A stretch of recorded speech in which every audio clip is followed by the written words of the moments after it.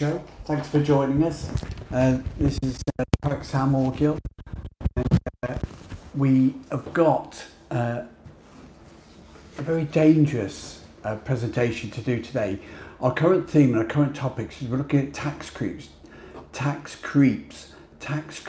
around the world. Now, there's quite a few of those, and they come from lots of different avenues.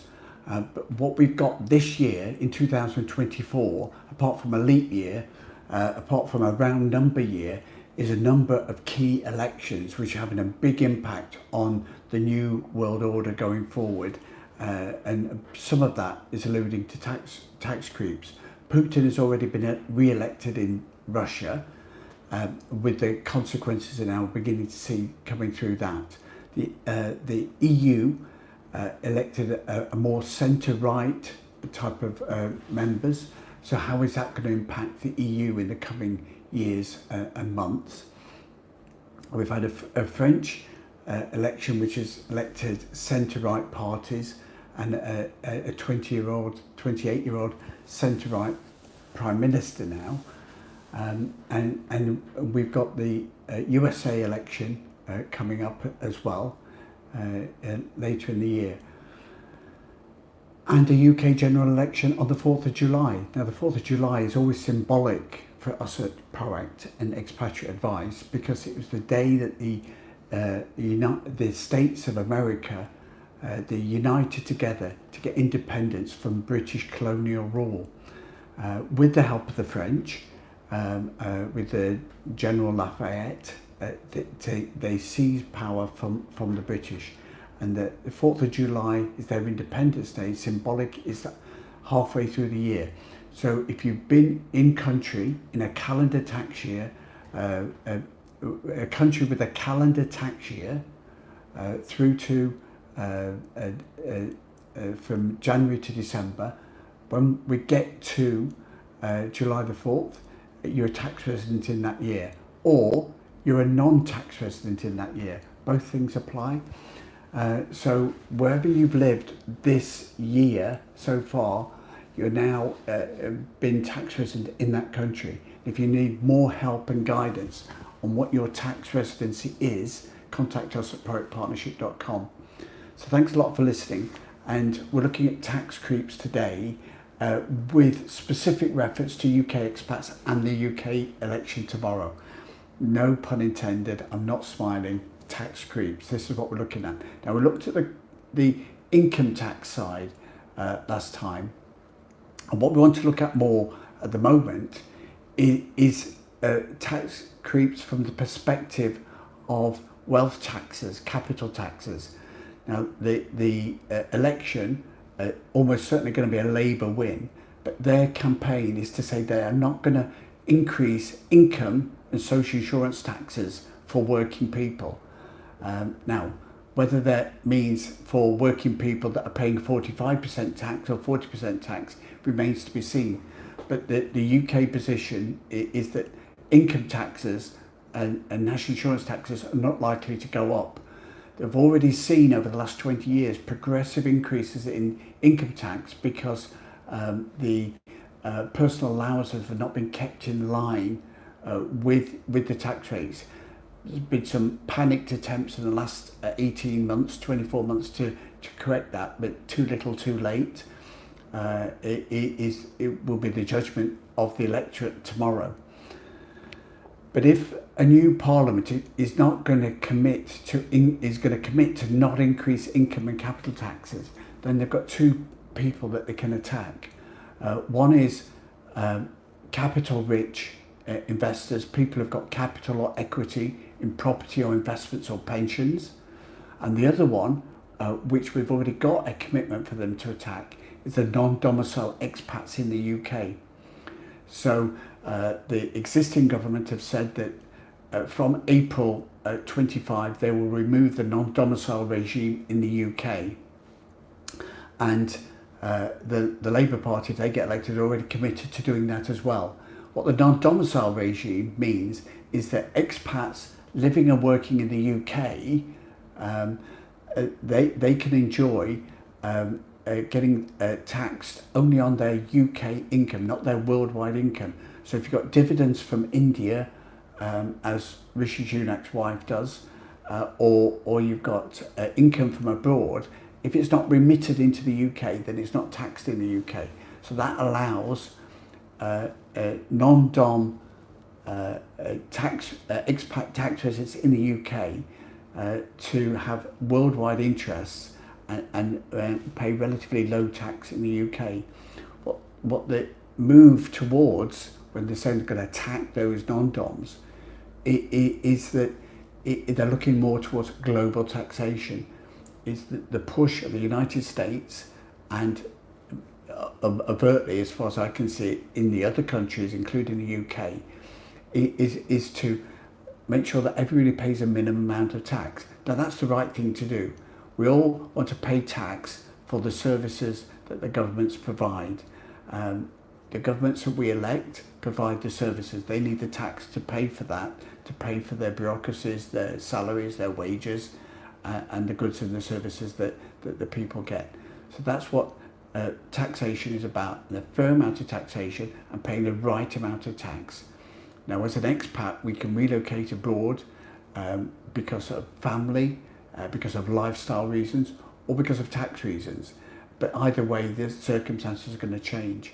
An attack on non-doms in the UK will alter their situation significantly, but that could easily be extended once the election is out of the way to say that UK expats living abroad outside the UK that are still domiciled in the UK because they've been abroad working for 1, 2, 5, 10 years only, they're still domiciled in the UK, come under UK taxation.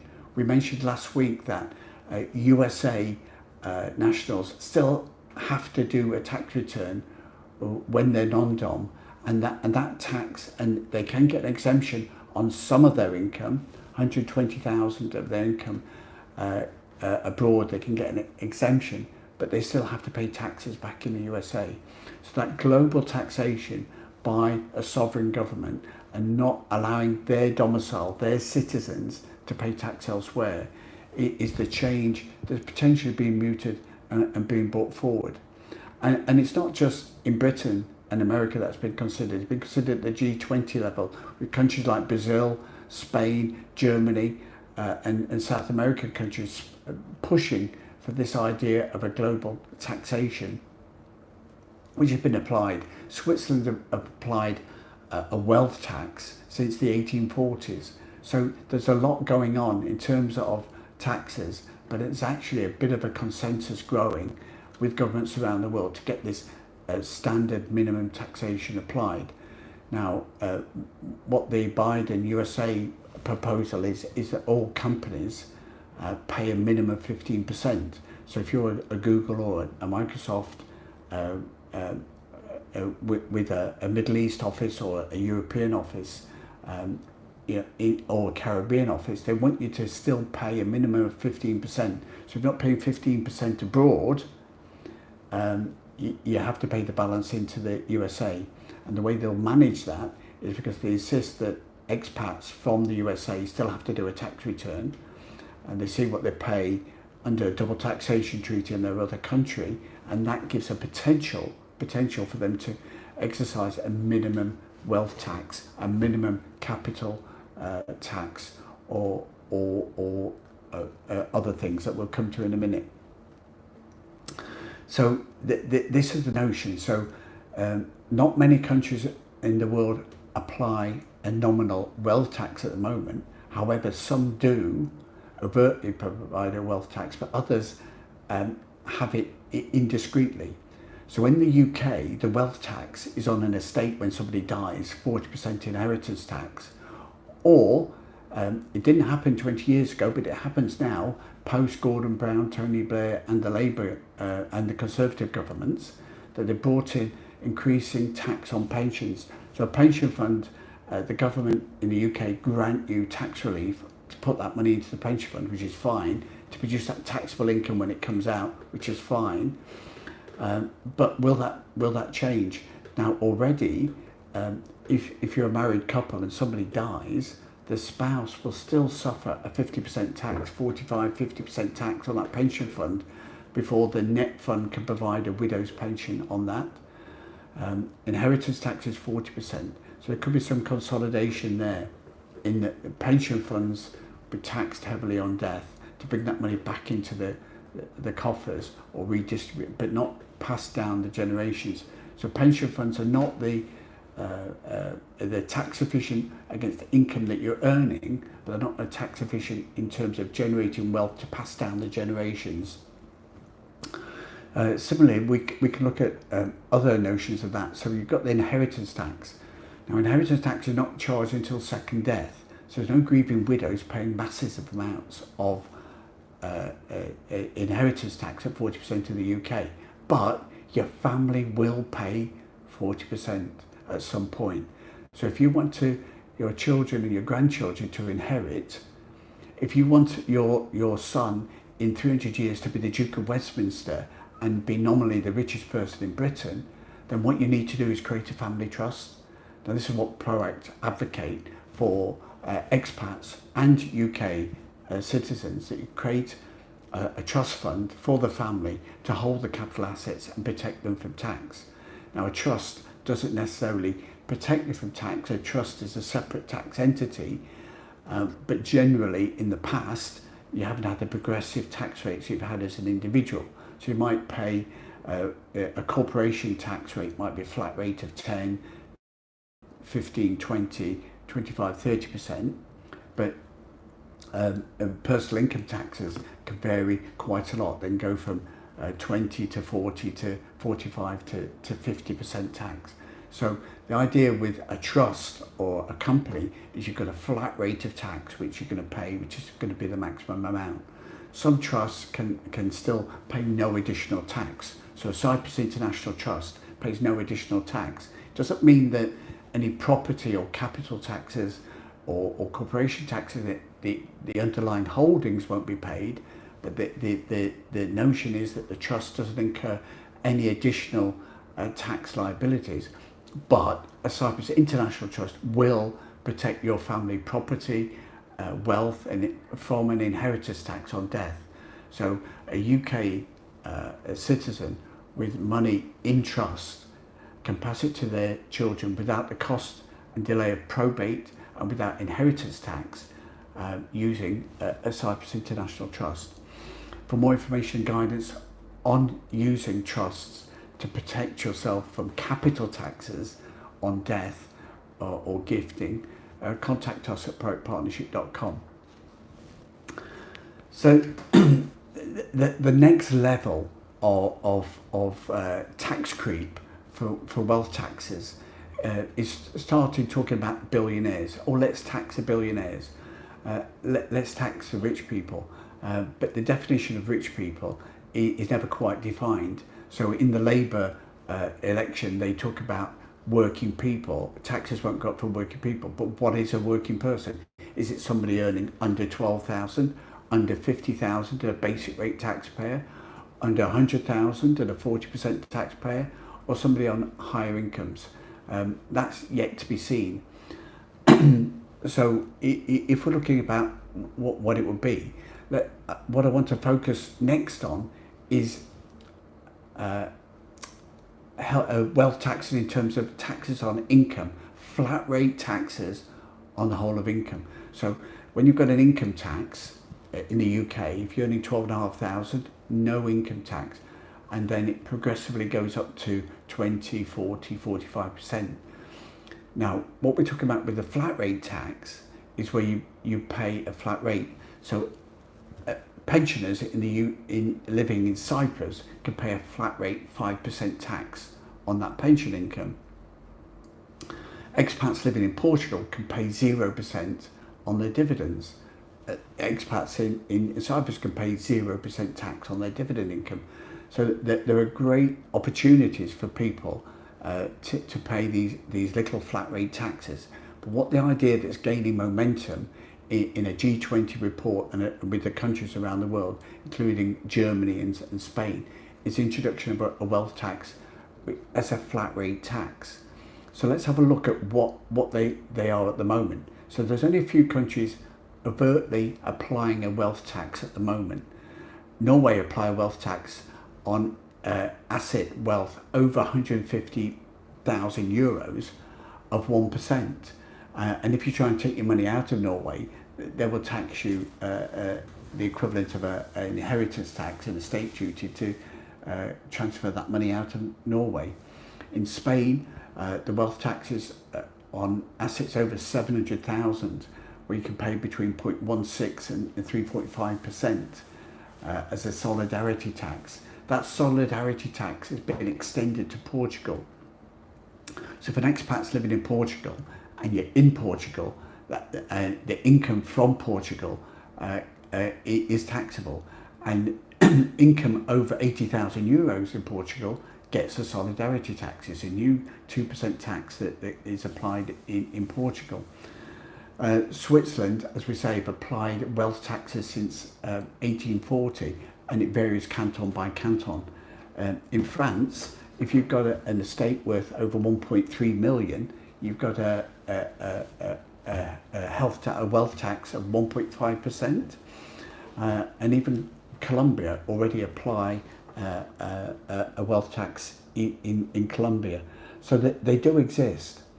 So the notion is how can that be extended, and how can that be moved on? For Cyprus expats, you can come and live in Cyprus, and you pay 0% tax on income and interest for dividend income and interest from savings. There's no capital gains tax in Cyprus. So if you've got a share portfolio and you're selling shares, a crypto portfolio, there's no capital gains tax on those. You can pay 5% on your pensions, on your worldwide pension income. An expat in the UK, in Cyprus, can also be based in Cyprus, working abroad, unremitted income. They still have a remittance basis. If you don't remit it, you don't pay tax on that worldwide income. So you can have a very efficient tax, a low tax base in Cyprus. But they've introduced, and they're enforcing in 2024 for the first time, a health tax. They call it a health tax. In effect, it's a wealth tax. It's a tax on all income, not capital, all income. So whatever your worldwide income is, as an expat in Cyprus, you've got a 2.65% tax to pay. So whether you've got pensions, interest, dividends, earnings from whatever part of the world, you've got this 2.65%. If you're a Cyprus tax resident, you need to pay and declare in your tax return. So for more information and guidance on Cyprus tax returns, contact us at expatpartnership.com, and we'll help you get those done and get that tax paid. They're due for 23 tax residents, anybody who's tax resident in Cyprus from January to December 2023. Tax return is due by July 24. So contact us at Private Partnership for more information and guidance on that. Looking into it a bit more, how could that extend? So this is the principle of potentially where their wealth taxes could apply. If the governments around the world just applied a 2% solidarity tax like Spain and Portugal, and or the health tax from Cyprus, they applied that around the world to worldwide income, just on billionaires, the global tax take would be potentially 300 billion. And therefore there's a lot of tax that could be grabbed. But of course, if they bring it in at billionaire level, it will quickly come down, either through inflation or through time or what have you.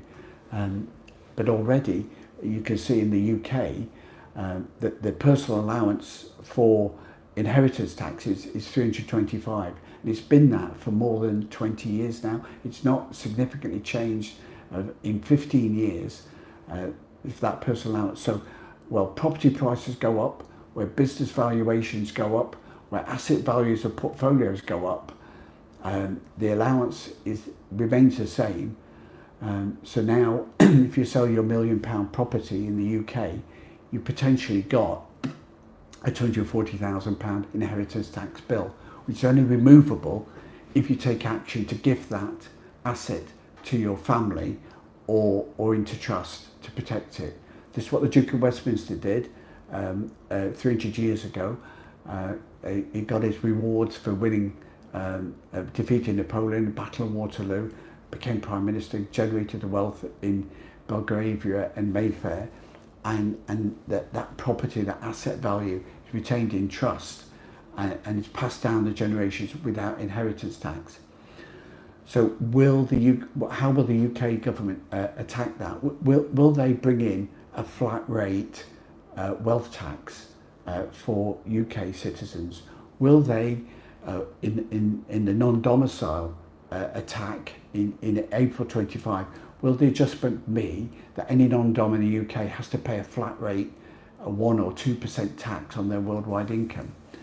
And then there's a notion of capital taxes. So we said earlier in the UK that there's a potential that that they're not going to increase tax on income and national insurance for working people. Therefore, they can tax wealth. Wealth is capital and equity. If you own your property, if you own your business, if you own your investment, you own your pension fund, those are capital assets you'll be attacked. And it doesn't matter whether you're a retired pensioner with a savings fund that you've saved up all your life, or whether it's something that you've acquired and paid the mortgage for 20 years, that asset is then right to be taxed. And in the UK, the changes to capital taxes, inheritance tax is a capital tax but only paid on death, but the changes to capital taxes during your lifetime have been quite progressive and aggressive over the last 20 years with Labour, Liberal and Conservative governments. So in election day, on the 4th of July, potentially it would open a door to a whole new set of taxes and changes. Now the simple thing for a new Chancellor to say is we've got a clean start, we need to simplify the capital gains tax laws. Now at the moment, you've got a capital gains tax in the UK which is 10 and 20% on investments and capital or businesses. You've got, but on property, it's 18 and 24. So the Conservatives quickly tried to reduce it down from 28 to 24 this last budget, but nobody's really had any time to get any benefit from that because that only applies to sales, capital realisation since April 24. But that means you've got 4 different capital gains tax rates for basic rate and high rate taxpayers. Now you could very, very, very easily simplify that and the PR would look really, really good. You could keep a basic rate and a high rate capital gains tax rate, or you could just have one flat rate in capital gains tax rate, and you would sell it on the basis of we're simplifying the capital gains.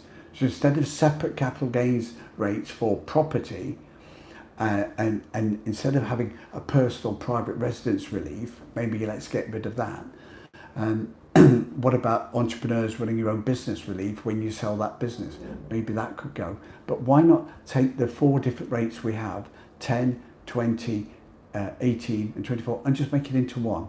Very, very simple. Let's have a capital gains tax rate of 20%, the same as a basic rate tax rate. That would be simple.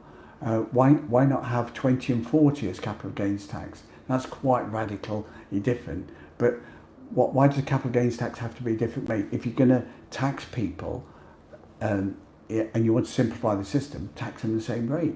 So this is a potential. So you've got a potential capital gains tax could be simplified from 10, 20, 18, 24 down to 1 or 2 rates. And that could be, let's put everything at 18 and 24, or let's put everything at 20 and 30, or let's put everything at 20 and 40. It remains to be seen. The other notion is this completely new tax. Now it's coming under global consideration, and in the next 5 years, the G20 will come forward, and the governments will be starting to promote this idea of a wealth tax. Have in mind that this is being promoted by centre-right as well as centre-left governments. It's not something that is got a political footprint. This is something that governments are looking for a different way to tax, and you can tax plan by living and working abroad, using trust funds, businesses, and contracts and arrangements to mitigate and save tax.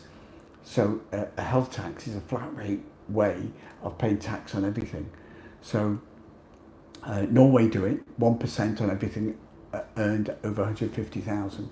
So it'd be very easy to do that. So you could actually see in Cyprus you have the flat rate taxes, and in Portugal, whatever your tax is, your income tax assessment is, income over 80,000, you still pay this 2% on top of that. So it could be a 1 or 2% tax that's imposed on people around the world. Now that's going to mean a lot of changes over the next 5 years. We could, for the UK expats, the UK could go back in the EU, which might make relocation abroad a lot easier. It won't necessarily make taxes less easy, but it could mean an alignment of the UK back into the EU. Or UK could stay where it is, and the capital tax changes that have been fostered from abroad could accelerate that and become a uniform capital tax basis for people, whether they're living in their home country or abroad. The other big thing that is enabling this tax creep to go on is exchange of information. Don't underestimate this. It's not in your face at the moment, but all the governments around the world are setting up their websites on .gov. So it's .gov.uk, .gov.cy, .gov.es for Spain.